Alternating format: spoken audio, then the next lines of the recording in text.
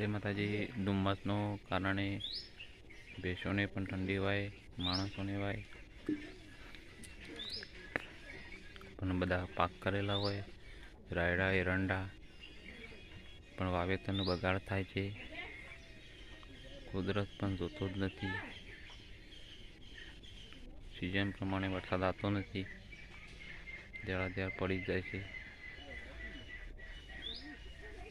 આ જો આ બાજુ લોકેશન પેલી ભેંસ છે ઊભી રહી છે બાપરી ઠરી।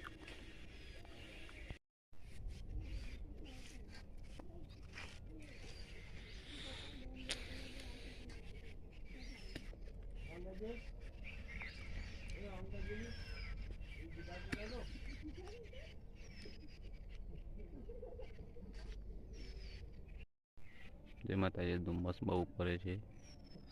आ बाजू लोकेशन बताऊँ, બધું વાતાવરણ કેવું છે ધુમ્મસનું।